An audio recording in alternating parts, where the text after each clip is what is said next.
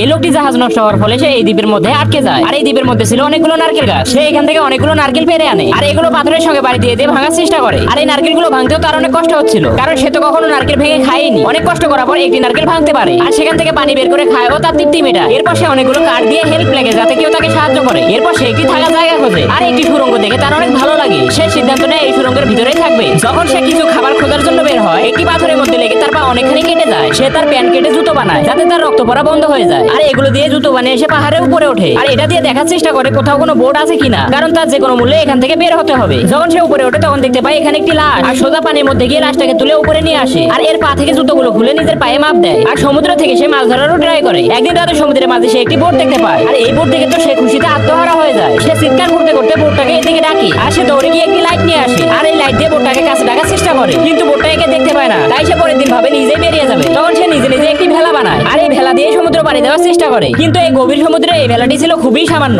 এটি বারবার ঢেউয়ের ধাক্কা খাচ্ছিল, কোনোভাবে টিকে ছিল। শেষ পর্যায়ে এমন বড় একটি ঢেউ আসে যে তার বোটটি উল্টে যায় আর সে পাথরের সঙ্গে একটি আঘাত পায়। এবার সে আশা ছেড়ে দিয়ে তার দ্বীপের মধ্যে আবারও ফিরে আসে। পরবর্তীতে কি হলো দেখার জন্য চ্যানেলটিকে সাবস্ক্রাইব করে লাইক করে দাও আর কমেন্টে পার্ট 2 লিখো।